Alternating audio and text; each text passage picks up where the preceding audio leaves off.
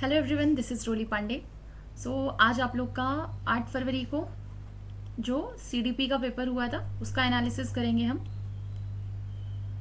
और जितना भी आपका प्रीवियस ईयर क्वेश्चंस जो भी हैं उन सब के बेसिस पर जो भी आपके क्वेश्चंस हैं या फिर जो आपकी पूरी की पूरी थ्योरी है, कहीं कहीं आपका एनआईएस से कुछ कंटेंट उठाया है, कहीं से आपका DSSB से, और आपका कुछ क्वेश्चंस ऐसे हैं जो कि डायरेक्ट ही प्रीवियस ईयर क्वेश्चन से आपके बना दिए गए हैं। ठीक है, तो इन तीनों चीज़ों के बेसिस पर पूरा का पूरा एनालिसिस करके जो आपका मोस्ट अप्रोप्रिएट आंसर हो सकता है उसके बारे में हम आज डिस्कस करेंगे।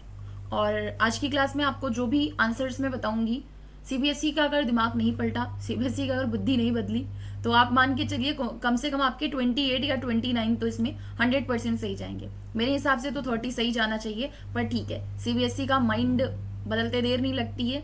दो क्वेश्चन आपके मुझे इसमें ऐसे दिखे जहां पर थोड़ा सा डबल पर्सपेक्टिव बन रहा है, तो उस दो पर्सपेक्टिव के हिसाब से मैं वो दो नंबर सीबीएसई के हिसाब से डिसाइड करने पे बोल दूंगी कि हाँ, जो भी सीबीएसई मानेगा देख लेंगे। ठीक है, चलिए स्टार्ट करते हैं। वैसे आपका जहां तक है 29 तो 100% एक्यूरेट ही जाएंगे, देखते हैं जो भी होगा। चलिए स्टार्ट करते हैं। सबसे पहला क्वेश्चन आपका पूछा गया है, students learn efficiently and in meaningful ways when. विद्यार्थी कुशलता पूर्वक और सार्थक तरीके से तब सीखते हैं जब new concept is completely different from previously. हमेशा आपका रिलेट करके पढ़ाने के लिए कहा जाता है, जोड़ करके पढ़ाने के लिए कहा जाता है। Their responses and subjective experiences are attended and valued. उनकी प्रतिक्रियाओं और व्यक्तिपरक अनुभवों पर ध्यान दिया जाता है और उन्हें महत्व दिया जाता है। तो बच्चा एफिशिएंट और मीनिंगफुल तरीके से तब सीखेगा जब हम उसकी जो भी रिस्पॉन्स होंगे, उसके जो भी अपने अनुभव होंगे, उन सब चीज़ों पर ध्यान देंगे और उसके अलावा उसको इंपॉर्टेंस दी जाएगी। तो आपका इसका बी वाला करेक्ट होगा। इंक्लूसिव क्लासरूम में एडाप्टेशन किन किन चीज़ों में करनी चाहिए, किन किन चीज़ों में अनुकूलन करना चाहिए। कीवर्ड मान के चलिए आपका चेंजेस कहा जाता है। आप समझिए कि किस किस तरीके का परिवर्तन बच्चों की नीड्स के अकॉर्डिंग किए जाए इंक्लूसिव क्लासरूम में, उससे रिलेटेड क्वेश्चन है। आपका ये एक ईयर में असर्शन रीजन बेस्ड क्वेश्चन आया था, जिसमें असर्शन में ही दे रखा था कि इंक्लूसिव क्लासरूम में लर्निंग गोल्स में, टीचिंग लर्निंग स्ट्रेटजीज में और असेसमेंट में, इन सब चीजों में अडॉप्टेशन की जाती हैं। प्रोविजन ऑफ सपोर्ट, ये भी जहां तक है आपका पॉजिटिव में ही जाएगा। सो आपका ABCD चारों करेक्ट जाएंगे। क्यों? क्योंकि बच्चों इंक्लूसिव क्लासरूम में जैसे जैसे बच्चों की इंपेयरमेंट होती है और डिसेबिलिटी होती है, तो उसके हिसाब से हम जो बच्चों को हेल्प करते हैं या सपोर्ट प्रोवाइड करते हैं उसमें भी बदलाव किए जाते हैं, या फिर बच्चों की नीड्स के अकॉर्डिंग जरूरत पड़ने पर एडाप्टेशन की जाती हैं। सो आपका ABCD चारों ही करेक्ट जाएगा क्वेश्चन नंबर 2 के लिए। चलिए नेक्स्ट क्वेश्चन देखते हैं। Children in middle school should be encourage to write about their emotions on a daily weekly basis and reflect upon them. आपका जर्नल राइटिंग की बात यहाँ पे की गई है कि मिडिल स्कूल के जो बच्चे हैं या फिर माध्यमिक विद्यालय के जो बच्चे होते हैं उनको प्रोत्साहित करना चाहिए कि उनके जो भी इमोशंस हैं, जो भी उनके अंदर भाव उठ रहे हैं, उनको डेली या वीकली बेसिस पर वो उस पर लिखें और उस पर चिंतन करें। बिल्कुल ठीक बात है। Understanding one's emotion is a cognitive process that can lead to action. अपनी भावनाओं को समझना एक संज्ञानात्मक प्रक्रिया है जो क्रिया को सुसाधित करती है। अगर बच्चे अपने भावनाओं को समझेंगे, इमोशनली इंटेलिजेंट होंगे, तो उनकी जो कॉग्निशन वाली प्रोसेस है, कॉग्निटिव प्रोसेस है, वो भी उससे प्रभावित होगी और उनके एक्शंस में वो चीजें दिखाई देंगी। वही आपका इंटर रिलेटेडनेस है कि कॉग्निशन और इमोशन दोनों इंटर रिलेटेड होते हैं। तो इमोशन को अगर ध्यान से समझा जाएगा तो कॉग्निशन में भी उस हिसाब से परिवर्तन होगा।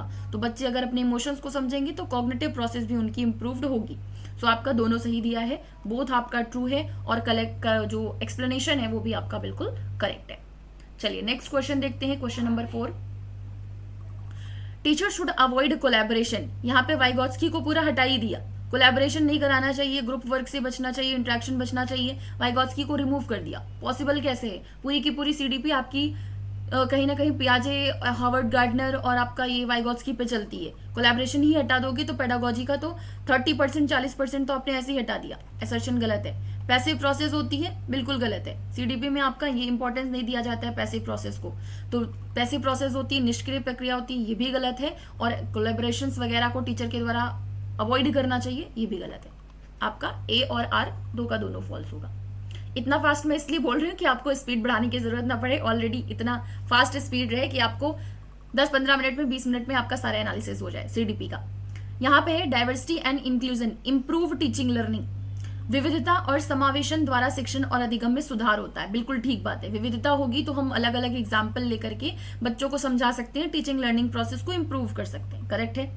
कॉन्वर्सेशन में इंगेज करेंगे तो फिर वो उसमें रुकावट डालेगा, उनकी सोचने, क्रिटिकल थिंकिंग और क्रिएटिविटी को इफेक्ट करेगा। इफेक्ट नहीं करता है, इंप्रूव करता है, रुकावट नहीं पैदा करता है, बल्कि पॉजिटिवली प्रभावित करता है अगर हम उनको अलग अलग डिफरेंसेस के आधार पर कॉन्वर्सेशन में इंगेज करते हैं। मतलब आपका ए तो सही दे रखा है लेकिन आर आपका गलत दे रखा है। चलिए नेक्स्ट देखते हैं question number 6। Children who are struggling with dyslexia have trouble in phonological processing.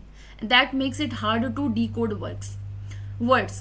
बच्चे जिनमें डिसलेक्सिया की प्रॉब्लम देखी जाती है उनको फोनोलॉजिकल प्रोसेसिंग में दिक्कत आती है। बिल्कुल ठीक बात है, पठन से संबंधित होता है। वर्ड्स को बैड को डैब रीड कर लेंगे, उल्टा पढ़ लेते हैं। ध्वनियों को प्रोसेस करने में उनको दिक्कत होती है, जिससे कि वर्ड्स को डिकोड करना उनके लिए थोड़ा मुश्किल हो जाता है। बिल्कुल ठीक बात है।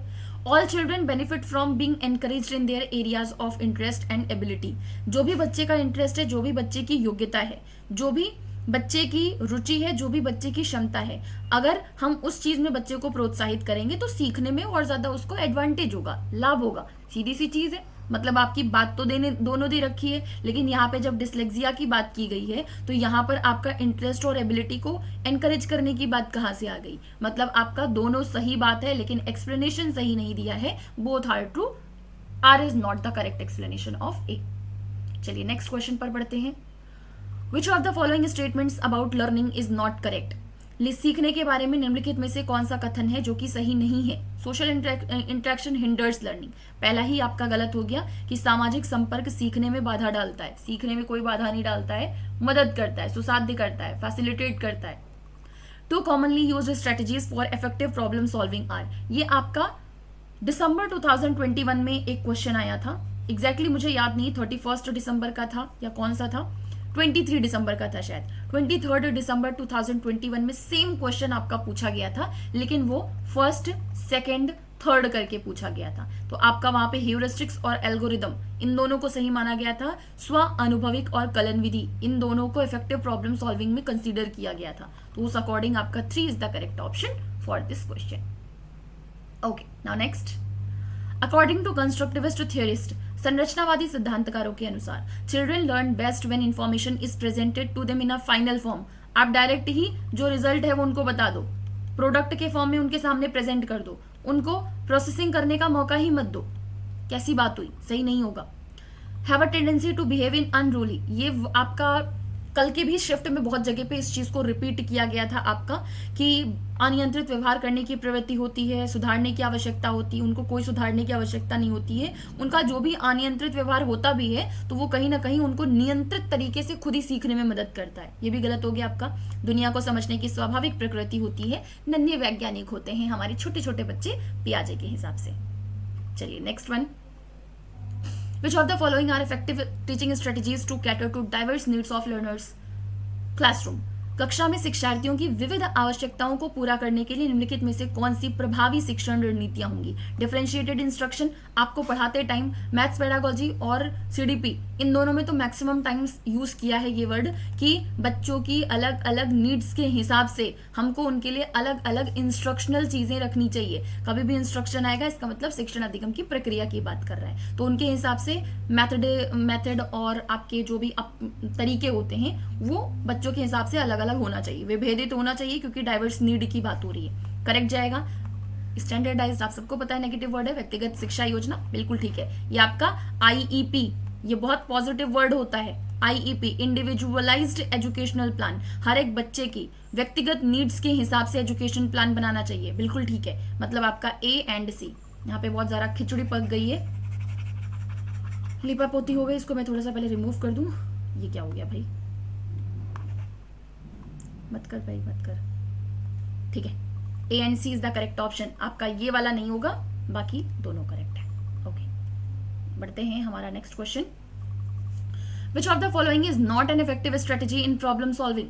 निम्नलिखित में से कौन सी समस्या समाधान की एक प्रभावी युक्ति नहीं है। ओवरलुकिंग रिलेवेंट इंफॉर्मेशन, हमेशा कॉन्टेक्सचुअल इंफॉर्मेशन, रिलेवेंट इंफॉर्मेशन, ये सब चीजें आपकी इफेक्टिव होती हैं और यूजफुल होती हैं, ना कि उनको ओवरलुक किया जाता है प्रॉब्लम सॉल्व करते टाइम। तो प्रासंगिक जानकारी को आप अनदेखा कर देंगे तो प्रॉब्लम सॉल्व कहां से करोगे, फर्स्ट ही आपका गड़बड़ हो गया। चलिए नेक्स्ट देखते हैं। A teacher is designing a lesson plan for a group of students with varying levels of understanding of a topic. शिक्षिका एक पाठ की समझ के अलग अलग स्तर पर विद्यार्थियों के एक समूह के लिए एक पाठ योजना तैयार कर रही है। वाइगोत्स्की के हिसाब से पाठ योजना को बनाते समय शिक्षिका को निम्नलिखित में से किस बात पर विचार करना चाहिए? Should consider each student's current level of understanding and provide appropriate support to help to reach the next level. वही आपका क्रेशन का जो I+1 है, जो बच्चे का वर्तमान स्तर है, उसके आगे के स्तर की भाषा उसके सामने प्रेजेंट करेंगे तो वो भाषा को सीख जाएगा। सेम आपके वाइगोत्स्की बोलते हैं, इसके फोल्डिंग के द्वारा ZPD वाली जो बात आ जाती है, बच्चे के करंट स्तर है, इसकी फोल्डिंग दी जाएगी तो उससे आगे लेवल पर पहुंच जाएगा। तो इस चीज को ध्यान में रखते हुए टीचर को लेसन प्लान क्रिएट करना चाहिए, बनाना चाहिए। शिक्षिका को प्रत्येक विद्यार्थी के समझ के वर्तमान स्तर को ध्यान में रखते हुए उन्हें अगले स्तर तक पहुंचने में मदद करने के लिए उचित सहायता प्रदान करनी चाहिए। बिल्कुल। Characteristics such as lacking reading fluency, पढ़ने में प्रवाह की कमी, सीधी सी चीज है, आपकी डिसलेक्सिया की बात हो रही है, 3 is the correct option. Reversion of words, tendency towards distraction, typical identifying, ये सारी की सारी कैरेक्टरिस्टिक्स आपकी जो विशेषताएं हैं, लक्षण हैं, वो डिसलेक्सिया के हैं। Students feel more motivated to learn in an environment which ensures, विद्यार्थी एक ऐसे वातावरण में सीखने के लिए अधिक अभिप्रेरित महसूस करते हैं जो सुनिश्चित करता है। बिलोंगिंगनेस, उनको क्लास में अपनापन लगना चाहिए, सही बात है। डर नहीं लगना चाहिए, रिजेक्शन महसूस करेंगे तो सीखेंगे कैसे, मोटिवेट कैसे होंगे सीखने के लिए। सुरक्षा, मतलब कि आपका 1 and D जाएगा, A and D, 4 is the correct option for this question. मतलब कि बिलोंगिंगनेस, अपनापन और सेफ्टी, सुरक्षा, ये दोनों चीजों का एनवायरमेंट रखेंगे तो बच्चे सीखने के लिए मोटिवेटेड रहेंगे। Now next, when learning new information, which of the following is a helpful strategy for children to use to ensure they understand the content material? Hindi का भी देख लेते हैं। नई जानकारी सीखते समय बच्चों के लिए ये सुनिश्चित करने के लिए कि वे विषय वस्तु को समझते हैं, निम्नलिखित में से कौन सी एक सहायक रणनीति है? Reading the information once, asking questions and seeking clarification, pretending to understand. Pretending to understand, जब यहाँ पे लिखा हुआ है कि नई जानकारी को सीखते समय सुनिश्चित करने के लिए कि वो विषय वस्तु को समझते हैं कि नहीं, तो समझने का नाटक करना, उसमें समझना कहाँ से आया नाटक करने में? सी वाला ऑप्शन आपका इसमें भी है, सी ऑप्शन इसमें भी है, सी आपका इसमें भी है, 3 is the correct option. Information once, reading, जानकारी को एक बार फिर से पढ़ना और क्वेश्चंस पूछना, क्लैरिफिकेशन देखना, ये सारी की सारी स्ट्रेटजीज मदद करेंगी ये पता करने में कि कंटेंट मटेरियल बच्चे को समझ में आया कि नहीं आया। A and B is the correct option. Okay, next one. When talking about differences, expressions that put the person ahead of the difference should be used as such as using the student with disabilities rather than disabled student. मतभेदों के बारे में बात करते समय उन अभिव्यक्ति का उपयोग करना चाहिए। मतलब आप मतभेदों के बारे में, डिफरेंसेस के बारे में बात करो इंक्लूसिव क्लासरूम में, तो आप इस चीज का ध्यान रखो कि आपके जो भी शब्द हो, आप जो अभिव्यक्त कर रहे हो, उसमें आप व्यक्ति को साथ में रखो, ना कि उसकी डिसेबिलिटी को साथ में रखो। जैसे कि स्टूडेंट्स विद डिसेबिलिटीज कहना डिसेबल्ड स्टूडेंट, आपने अगर डिसेबल्ड स्टूडेंट कहा, इसका मतलब आपने पूरा का पूरा उस व्यक्ति को ही डिसेबल्ड कह दिया। और अगर आप कहेंगे स्टूडेंट विद डिसेबिलिटीज, मतलब कि उस पर्टिकुलर स्टूडेंट के अंदर बहुत सारी विशेषताएं हैं पर एक उसमें कमी है जो कि वो डिसेबिलिटी है, ठीक है। तो इस तरीके का यूज करेंगे तो ये अच्छी बात होती है, ऐसे करना चाहिए। तो मतभेदों के बारे में बात करते समय अभिव्यक्ति का उपयोग करना चाहिए जो व्यक्ति को आगे रखती है बजाय उनके अंतर को, जैसे विकलांग छात्र के बजाय छात्र जो विकलांग है, करेक्ट बात है। Language way use when talking about learners with different needs shape the perspective and attitude. ये दर्शाता है जो भी भाषा आप यूज करते हो ना डिफरेंट नीड्स वाले बच्चों के लिए, तो वो आपके दृष्टिकोण को और आपके रवैये को, आपके एटीट्यूड को दिखाती है। बिल्कुल ठीक बात है, दोनों ही आपका सही है एंड विद एक्सप्लेनेशन आपका सही दे रखा है। बात करते हैं दूसरी, यहाँ पे हाइपोथेसिस की बात कर दी गई। Thinking up hypothesis and testing. Hypothesis and testing आपका किस में आता है? जनरलाइज करना, जनरलाइज करने की योग्यता, ये सब किस में आती है? Trial and error, mentally in सब चीजों को कर पाना। मेंटली कर पाना मतलब कि अमूर्त, ये सब आपका किसका कीवर्ड हो गया? Formal operational stage. सामान्यीकरण करने, मानसिक परीक्षण और प्रयत्न त्रुटि विधि में संलग्न होने, सक्षम होने के बिंदु तक पहुंच जाते हैं तो वो आपका औपचारिक संक्रियात्मक अवस्था में आ जाते हैं। Next question. National education policy NEP 2020 emphasizes on transforming assessment by राष्ट्रीय शिक्षा नीति आकलन में क्या बदलाव करने की सिफारिश करती है?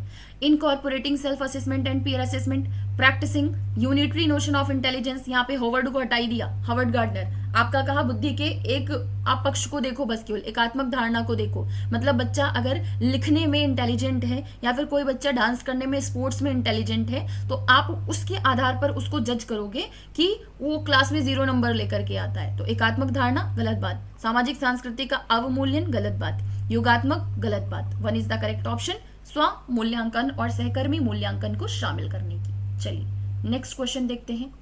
अकॉर्डिंग टू जीन पियाजे कॉग्निटिव डेवलपमेंट, जीन पियाजे के अनुसार process of acquiring ability to use cultural, ये वाइगोत्स्की ने बात की थी सांस्कृतिक उपकरण की। प्रोसेस ऑफ एडाप्टेशन, एडाप्टेशन में आप लोग ने क्या पढ़ा है? एसिमिलेशन एकोमोडेशन दोनों आ जाता है।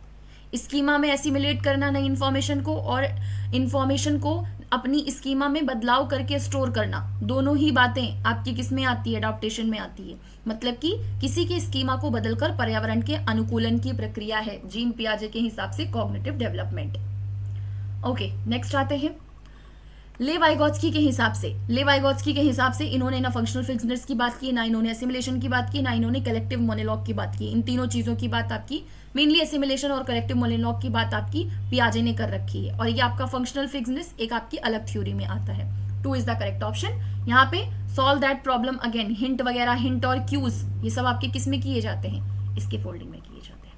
Okay next, as per constructivist approach of learning, learning is facilitated. सीखने की संरचनावादी उपागम के अनुसार सीखना तब सुगम होता है जब pedagogy is teacher centric, culturally indifferent, task are incoherent, incoherent और डिसऑर्डरली। आप जो कुछ भी उनको काम दे रहे हो वो एक दूसरे से कहीं भी किसी तरीके से रिलेटेड ही नहीं है, गलत हो गया आपका।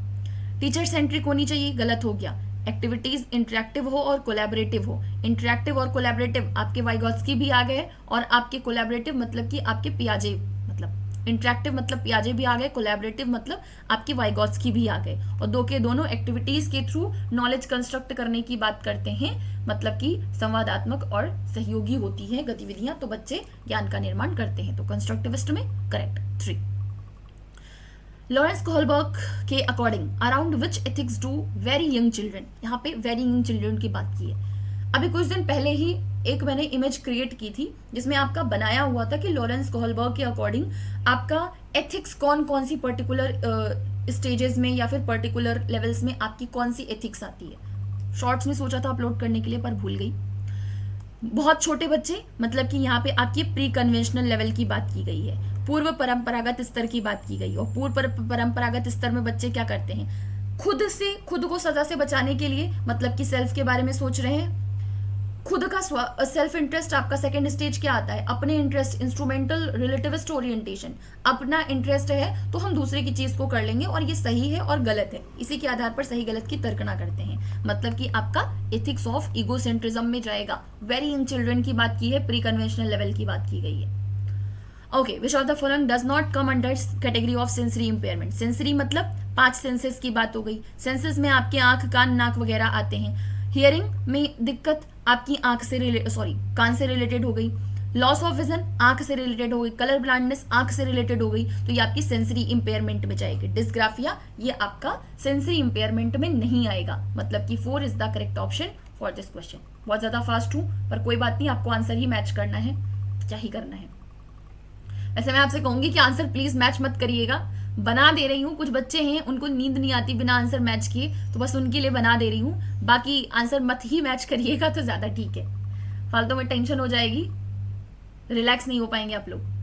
If physical development of children is delayed then their social and emotional development gets affected. यहाँ पे आपका कौन सा सिद्धांत से क्वेश्चन पूछा है कि जो भी जितने भी डोमेन्स होते हैं डेवलपमेंट के, वो सारे के सारे एक दूसरे से इंटर रिलेटेड होते हैं, अंतः संबंधित होते हैं, ठीक है। डेवलपमेंटल कंटिन्यूटी, यहाँ पे आपका कंटिन्यूअस जो आपकी प्रिंसिपल सिद्धांत है, वहां पे डेवलपमेंटल कंटिन्यूटी की बात आई है। ये आपका किसकी बात करता है? क्यूमुलेटिव होता है, क्यूमुलेटिव नेचर। क्यूमुलेटिव नेचर का मतलब क्या है? प्रीवियस जो भी बच्चे का डेवलपमेंट होता है वो आगे के डेवलपमेंट को प्रभावित करता है। तो आपकी दोनों बातें सही कही हैं कि बच्चे के शारीरिक विकास से अगर देरी हो तो उनका सामाजिक भावनात्मक भी प्रभावित होगा, मतलब कि विकासात्मक निरंतरता है। एक क्षेत्र में किसी तरीके का डेवलपमेंट हो रहा है तो वो आगे आने वाले क्षेत्र के डेवलपमेंट को प्रभावित करेगा। पॉजिटिवली भी कर सकता है, नेगेटिवली भी कर सकता है। वैसे आपकी ये 4 कंटिन्यूटी इसमें आती है, पर ये DSSB के लिए है, आपके लिए इंपॉर्टेंट नहीं है। सो आपका इसका राइट ऑप्शन क्या हो जाएगा? दोनों ही सही है, व्याख्या भी बिल्कुल बिल्कुल सही है। Moving from conservative education towards progressive education requires shift from. रूढ़िवादी शिक्षा से प्रगतिशील शिक्षा की ओर बढ़ने के लिए किसकी आवश्यकता है? Performance oriented goal to mastery oriented, बिल्कुल ठीक है। परफॉर्मेंस ओरिएंटेड मतलब कि हम प्रोडक्ट पर ध्यान देते हैं, प्रोडक्ट पर, परिणाम पर ध्यान देते हैं। अगर परिणाम पर ध्यान दे रहे हैं तो ये आपका कंजर्वेटिव एजुकेशन है। और अगर हम मास्टरी ओरिएंटेड कि जो भी बच्चे सीख रहे हैं, जो उनकी एबिलिटीज हैं, जो भी उनकी योग्यताएं हैं, उस पर्टिकुलर एबिलिटी में, योग्यता में या अपने स्ट्रेंथ में मास्टरी हासिल करें, मतलब कि 1 is the correct option for this question. चलिए, rapid increase in height and weight, ये तो आपका बहुत प्यारा सा वर्ड आता है जब आप एडोलेसेंस के बारे में पढ़ रहे होते हैं। वैसे मैंने KVS में इसको पढ़ाया था, बहुत ज़्यादा डीप में आप जाते हो तो वहाँ पढ़ाया जाता है, पर आपको NCERT की बुक में मिल जाएगा। NCERT की साइकोलॉजी की बुक में आपका दे रखा है कि अगर हाइट और वेट में रैपिड इंक्रीज होता है तो उसको ग्रोथ स्पर्ट बोलते हैं, वृद्धि में तेजी बोलते हैं। Okay, next question. दो height and body build are primarily inherited characteristics. आपका पहले हेरिडिटी की बात की गई है कि जो फिजिकल डेवलपमेंट होता है वो इनहेरिटेड कैरेक्टरिस्टिक्स होती हैं, लेकिन अगर अच्छा न्यूट्रिशन और एक्सरसाइज दिया जाए तो थोड़ा बहुत बदलाव किया जाता है इस हेरिडिटी वाली कैरेक्टरिस्टिक्स में भी। हालांकि लंबाई और शारीरिक संरचना मुख्य रूप से विरासत में मिली विशेषताएं हैं, लेकिन अगर अच्छा पोषण और व्यायाम दिया जाए तो इसमें थोड़ा सा फर्क पड़ सकता है। हेरिडिटी और environment interact in their effects of on development. अगर इन दोनों का इंट्रैक्शन होता है, आनुवंशिकता और पर्यावरण की परस्पर अंतःक्रिया होती है, तो इसका विकास पर प्रभाव पड़ता है। बिल्कुल सही बात। आपका पहले क्या कहा गया है कि हाँ ठीक है, हेरिडिटी की वजह से हाइट और बॉडी में बदलाव होते हैं, लेकिन अगर हम बाहर से इन्वायरमेंट के हिसाब से न्यूट्रिशन और एक्सरसाइज में थोड़ा अच्छा कर दें तो उनकी हाइट और बॉडी और अच्छी हो सकती है। तो ये आपका किस चीज को दर्शा रहा है? इन दोनों के इंट्रैक्शन से डेवलपमेंट पर प्रभाव पड़ रहा है, इसी को तो दर्शा रहा है ना। मतलब आपका दोनों सही दे रखा है with proper explanation. 3 is the correct option. एक मिनट, इसको भी मार्क कर दूं, हिंदी वाले बच्चे बाद में शिकायत करेंगे, मैम हिंदी में भी मार्क कर दीजिए। Male characters in stories and books are often presented as strong and adventurous while female characters are shown as warm and sensitive. चलिए बता ही देती हूँ पहले। कहानियों और किताबों में पुरुष पात्रों को अक्सर ताकतवर और साहसी के रूप में प्रस्तुत किया जाता है, जबकि जो महिला पात्र होती है उसको स्नेही और संवेदनशील के रूप में देखा जाता है। बिल्कुल करेक्ट बात है, असर्शन आपका सही दे रखा है। Schools and curriculum influence gender role identity as they are powerful agent of secondary socialisation. हम सबको पता है कि स्कूल और पाठ्यचर्या ये दोनों की दोनों आपकी द्वितीय सामाजिकरण में आती हैं, सेकेंडरी सोशलाइजेशन में होती हैं, और बच्चे स्कूल और पाठ्यचर्या में जो कुछ भी सीखते हैं वो उनको कहीं ना कहीं जेंडर भूमिका भी सिखाता है। उनकी जो भी उनके माइंड में होता है ना कि मेल होने के नाते मेरे क्या रोल है, फीमेल होने के नाते मेरे क्या रोल है, ये सब चीजें उनकी स्कूल में आकर के सीखते हैं, क्योंकि वो सेकेंडरी सोशलाइजेशन होती है। तो देखिए यहाँ पे कॉन्ट्रोडिक्टरी ये आएगा कि ये दोनों आपके जो असर्शन और रीजन है वो दोनों सही हैं। कंफ्यूजन यहाँ पे आएगी कि क्या रीजन आपका सही दे रखा है। तो देखिए मेरे अकॉर्डिंग रीजन आपका गलत दे रखा है। CBSE ने अगर इसका आंसर ये नहीं माना तो अलग बात है, लेकिन मेरे हिसाब से इसका आंसर गलत दे रखा है। Both A and R true, दोनों आपका सही है, लेकिन एक्सप्लेनेशन नहीं सही है। क्यों? क्योंकि यहाँ पे लिखा हुआ है कि स्कूल्स और करिकुलम क्योंकि बच्चे की जेंडर रोल आइडेंटिटी को प्रभावित करते हैं, इस वजह से मेल कैरेक्टर्स को स्टोरीज में स्ट्रॉन्ग और एडवेंचरस दिखाया जाता है और फीमेल को सेंसिटिव दिखाया जाता है। तो ये तो आपका स्टीरियोटाइप हो गया ना। इसका मतलब है स्कूल और करिकुलम इंटेंशनली जानती हैं कि वो जो कुछ भी पढ़ाएंगे वो बच्चे की जेंडर रोल आइडेंटिटी को प्रभावित करेगा, उसके बावजूद वो स्टीरियोटाइप को बढ़ावा दे रहे हैं, रूढ़िवादिता को बढ़ावा दे रहे हैं। तो ये दोनों बातें आपकी कॉन्ट्रोडिक्टरी हो गई ना। स्कूल और करिकुलम में जानबूझ करके ऐसे स्टोरीज और बुक्स में मेल कैरेक्टर्स रखे जाते हैं जिससे कि वो जेंडर स्टीरियोटाइप सीखें। तो मेरे हिसाब से इसका आपका करेक्ट एक्सप्लेनेशन नहीं जाएगा, पर क्योंकि निकालना चाहे तो इसका दूसरा पर्सपेक्टिव भी निकल रहा है, तो इसको हम CBSE के लिए 1 नंबर दान दे देते हैं कि वो उसका क्या मानता है, क्या आंसर उसके हिसाब से लगता है। हो सकता है वो करेक्ट एक्सप्लेनेशन मान ले, मुझे लग रहा है करेक्ट एक्सप्लेनेशन इसका नहीं जाना चाहिए। So 4 is the correct option according to me. According to CBSE हमको आंसर की का वेट करना पड़ेगा कि वो क्या आंसर कंसीडर करते हैं। Okay, now next. Teacher should create a classroom culture where students' motivation to learn is primarily focused to. एक शिक्षक को ऐसे कक्षा वातावरण का निर्माण करना चाहिए जहां छात्रों को सीखने की अभिप्रेरणा मुख्य रूप से किस पर केंद्रित हो। किस तरीके का classroom culture? Understand and appreciate the process of learning. सीखने की जो भी प्रक्रिया है उसको समझें और अप्रिशिएट किया जाए। अगर ऐसा क्लासरूम कल्चर होगा तो फिर बच्चे वहां पर सीखने के लिए मोटिवेटेड रहेंगे। सीखने की प्रक्रिया को समझने व उसकी सराहना करने पर। करेक्ट है। चलिए लास्ट क्वेश्चन देखते हैं क्या है। What is the role of peers in socialization process? सामाजिकरण की प्रक्रिया में समकक्षियों की क्या भूमिका होती है? प्राथमिक संस्था होते हैं, प्राथमिक संस्था नहीं होते हैं, ये आपकी सेकेंडरी एजेंसी में आते हैं। बचपन की तुलना में किशोरावस्था के दौरान समकक्षियों का सामाजिकरण पर अधिक प्रभाव पड़ता है। बिल्कुल सही बात। बाकी भी देख लेते हैं। कोई बड़ा प्रभाव नहीं पड़ता है, बिल्कुल गलत बात। विकास के सभी चरणों में माता पिता और वयस्कों की तुलना में समकक्षियों का सामाजिकरण बहुत कम प्रभाव पड़ता है। बच्चे जब उनका उतना कॉग्निटिव डेवलपमेंट नहीं हुआ रहता है तब वो माता पिता के साथ ज्यादा रहते हैं और बाकी एडल्ट्स के साथ थोड़ा बहुत जो भी उठना बैठना है। बाद में उनका जो मेन उठना बैठना है, मेन जो डेवलपमेंट है, वो तो उनके पीयर्स के साथ ही स्टार्ट होगा ना, तो बहुत कम प्रभाव कहां से पड़ेगा? बिल्कुल पॉसिबल ही नहीं है। 2 इज द करेक्ट ऑप्शन। भले ही आपका चाहे अर्ली स्टेज हो, मतलब कि चाइल्डहुड स्टेज हो, चाहे आपकी एडोलेसेंस स्टेज हो, दोनों ही स्टेजेस में पेयर्स का अच्छा खासा प्रभाव पड़ता है। लेकिन कंपेयर करें तो किशोरावस्था में ज्यादा पड़ता है, क्योंकि उस टाइम पे जो हार्मोनल इम्बैलेंस है वो बिल्कुल ही डिफरेंट हो जाते हैं, इसलिए उसमें ज्यादा प्रभाव पड़ता है। आइडेंटिटी क्राइसिस वगैरह भी इसी वजह से इस टाइम पे आ जाती है, पीयर्स वगैरह के साथ में रहने की वजह से। समझ में आता है ना कि वो बहुत ज्यादा डेवलप है, मैं तो कुछ नहीं कर पा रहा हूँ, पता नहीं मैं क्या कर पाऊंगा क्या नहीं कर पाऊंगा, एरिक्सन के अकॉर्डिंग। तो आपका 2 is the correct option for this question. चलिए, ये था हमारा सीडीपी का क्वेश्चन। बताइएगा कि आपके एनालिसिस के हिसाब से 30 में से आपके कितने मार्क्स बन रहे हैं। 1 मार्क्स सीबीएसई के नाम पर मैंने छोड़ के रखा हुआ है, वो जो भी उसका आंसर की में मानेगा, और 1 इस वजह से क्योंकि 100% अप्रोप्रिएट हम कितना भी लेकर के चल रहे हैं, सीबीएसई किसी ना किसी क्वेश्चन में अपना दिमाग लगा ही देता है। कॉन्सेप्ट कितना भी आपका मैच कर रहा हो, वो अपने हिसाब से कहीं ना कहीं जबरदस्ती कर ही देता है। तो देखते हैं, एक क्वेश्चन सीबीएसई के नाम पे उस हिसाब से दे देते हैं क्योंकि थोड़ा सा आपका कॉन्ट्रोडिक्टरी है, वहां पे 2 पर्सपेक्टिव जा रहा है, और एक क्वेश्चन इसलिए कि हो सकता है किसी क्वेश्चन में वो अपने कॉन्सेप्ट लगा ले। ठीक है, तो इन दोनों चीजों के बेसिस पर 2 को हम डाउट में रखते हैं। बाकी फिलहाल ये आपका मेरे अकॉर्डिंग 30 क्वेश्चन का एनालिसिस था। कितने मार्क्स आपके आए हैं कमेंट सेक्शन में हो सकेगा तो बताइएगा। अभी मेरे बच्चे वैसे भी पेपर 1 वाला पेपर दे रहे होंगे, आने के बाद ही उनको ये क्लास मिलेगी। बाकी देखते हैं, पॉसिबल हुआ तो पेपर 1 का भी सीडीपी का रात तक एनालिसिस कराऊंगी, नहीं तो कोई बात नहीं। अब तो आप लोग पेपर दे के आ ही चुके हैं, किसी को ना डर है ना जानना है कि कल का पेपर कैसा आ जाएगा, तो अब कोई ज़रूरत है नहीं। मस्त चिल करिए, एंजॉय करिए, पेपर खत्म हुआ है। 1-2 हफ्ते रिलैक्स करिए, रेस्ट करिए, उसके बाद अपना सोचिएगा आगे आपको कौन सी वैकेंसी की तैयारी करनी है। चलिए, थैंक यू सो मच आप सभी को। Bye bye, take care all of you.